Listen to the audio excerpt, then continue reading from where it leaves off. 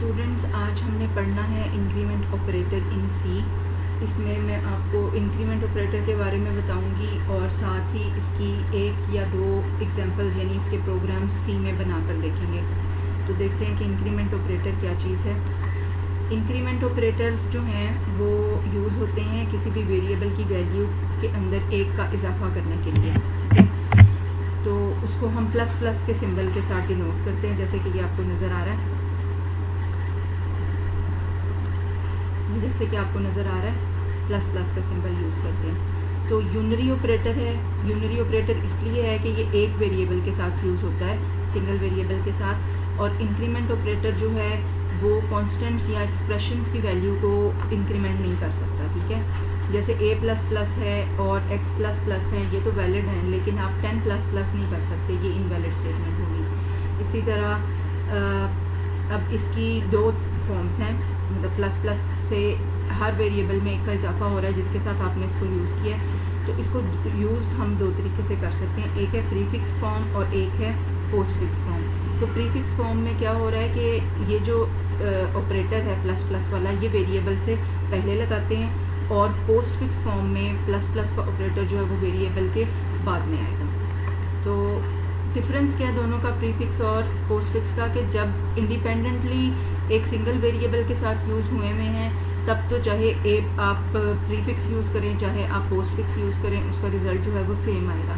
लेकिन जब इस ऑपरेटर को आप बड़े एक्सप्रेशन में यूज़ करते हैं जहाँ और भी ज़्यादा ऑपरेटर्स यूज़ हो रहे होते हैं और भी ऑपरेंड्स हैं, तो फिर प्रीफिक्स और पोस्ट फिक्स जो है वो डिफरेंटली काम करेगा। जैसे कि यहाँ पर आपको नज़र आ रहा है कि अगर ये लिखा है a is equals to plus plus B और a is equals to B plus plus, तो ये दोनों जो हैं वो डिफरेंटली काम कर रहे हैं। ये मैं अभी यहाँ पर आपको ड्रॉ करके दिखाती हूँ कि कैसे डिफरेंटली काम कर रहे हैं। कि ये देखें, सपोज़ कि a की वैल्यू है आपके पास 10, ठीक है, और b की वैल्यू हम ले लेते हैं, b की वैल्यू है 5। हम ये कह रहे हैं कि a is equals to plus plus B, a is equals to plus plus B. तो इसमें क्या हो रहा है कि ये जो प्लस प्लस की वजह से पहले b की वैल्यू में इजाफा होगा और फिर वो वैल्यू जो है वो a को असाइन होगी, ठीक है। यानी क्या हो रहा है कि a is equals to plus plus 5, ठीक है, उसमें इजाफा हुआ 6 हो गया, यानी ये 5 में नहीं, एक्चुअली ये b में ही हो रहा है, तो 6 हो गया और फिर ये 6 वैल्यू जो है वो a को असाइन होगी इस तरीके से, ठीक है। तो इसी तरह अगर आप ये देखें कि जब b प्लस प्लस हो रहा है, जब हम कह रहे हैं कि a is equals to b plus plus, तो तब क्या हो रहा है कि b की वैल्यू जो है वो पहले a को असाइन होगी और उसमें इजाफा बाद में होगा। यानी यहाँ पर असल में एक्चुअली हो क्या रहा है कि a is equals to b में क्या था, 5 था, वो 5 वैल्यू जो है वो 5 वैल्यू a को पहले असाइन हो जाएगी, लेकिन उसमें वो b में प्लस प्लस जो है वो बाद में होगा, यानी b की वैल्यू 6 जो है वो बाद में होगी। तो इस तरीके से ये दोनों जो हैं वो वर्क कर रहे हैं। अब हम ये देखते हैं कि प्रोग्राम बनाकर देखते हैं। एक प्रोग्राम सी में बना लेते हैं जिसमें हमें ये पोस्ट फिक्स और प्रीफिक्स वाला जो है वो उसकी एग्जांपल्स क्लियरली समझ आ जाएंगे, ठीक है। तो सी ओपन कर लेते हैं हम।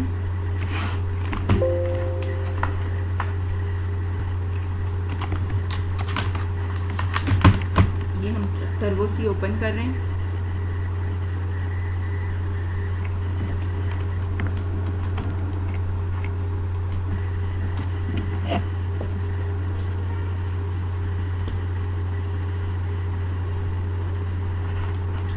पिछले वाले प्रोग्राम को क्लोज कर दें, फाइल न्यू। अच्छा जी, अब इसको सेव कर लेते हैं। पहले नाम रख लेते हैं इंक्रीमेंट, क्योंकि हम इसमें इंक्रीमेंट ऑपरेटर देख रहे हैं, और साथ में इसको हम कर देते हैं ओके। चलिए जी, अब प्रोग्राम टाइप कर लेते हैं, नंबर साइन इंक्लूड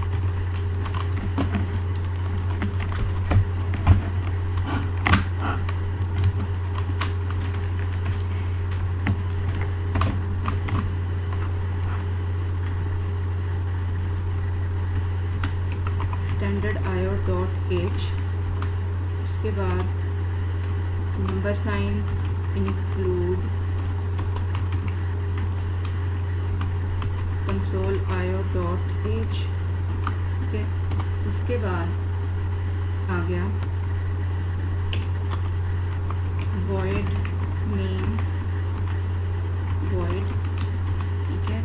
फिर हम लोगों ने यहाँ पर मेन की बॉडी स्टार्ट की, इसमें हम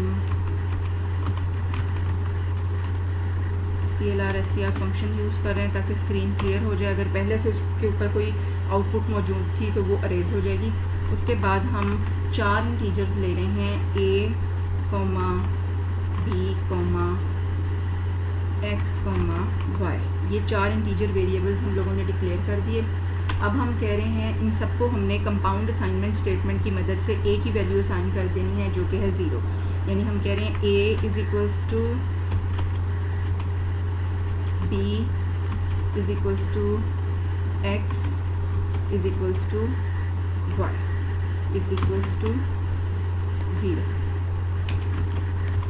ठीक है। अच्छा, अब देखें, हमने कहा A++, ठीक। यहाँ ये स्टेटमेंट हमने लिख दी। उसके बाद हम कह रहे हैं B is equals to A, B को हमने A की वैल्यू असाइन कर दी। अब ये देखें कि यहाँ पर सारे वेरिएबल्स को A is equals to B is equals to X is equals to Y is equals to 0, सारे वेरिएबल्स को A की वैल्यू असाइन हो चुकी है 0। जब A++ किया तो क्या होगा कि A में 1 का इजाफा हो जाएगा और वही वैल्यू जो है वो B को असाइन हो रही है। उसके बाद हमने कहा ++X, देखिए पोस्ट फिक्स और प्री फिक्स आपको यहाँ पे पता चल रही है कि दोनों इस वक्त सेम तरीके से काम कर रही हैं। और हमने कहा y is equals to x, y को x की वैल्यू दे दी। अब हम लोगों ने y और x और a और b की वैल्यूज़ को हमने प्रिंट करवा देना है ताकि हमें इसकी आउटपुट नज़र आ सके। printf हमने कहा a is equals to %d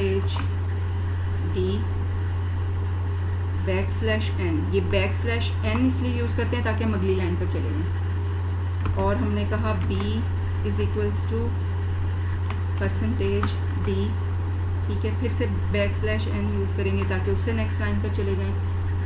और ये डबल कोट्स बंद किए, कॉमा। अब यहाँ पर हमने a और b की वैल्यूज़ जो है वो प्रिंट करवानी, तो हमने कह दिया a, b और पैरेंथेसिस क्लोज की, सेमीकोलन डाला। अब x और y की वैल्यूज़ को प्रिंट करवाना है, तो हम कहेंगे printf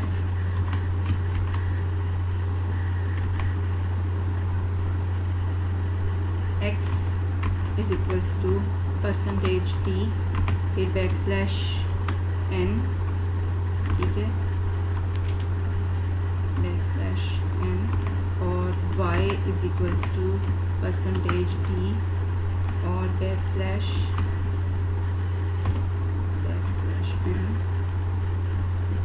तो डबल कोट्स बंद किए, कॉमा x, y, और यहाँ पर हमने पैरेंथेसिस क्लोज की, सेमीकोलन डाला और getch का फंक्शन एंड पे, ताकि हमारी आउटपुट स्क्रीन जो है वो करेक्टर प्रेस करने से पहले हमारे सामने ही रहे। और इसको हमने यहाँ पर डिलीमीटर्स क्लोज कर दिए। अब इसको करेंगे कंपाइल, 0 एरर्स हैं।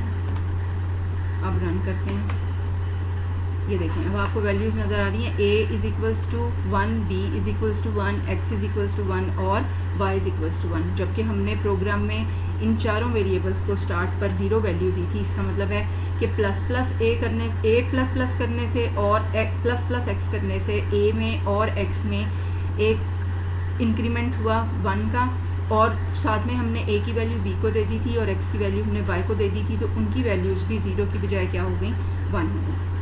तो वापस जाते हैं,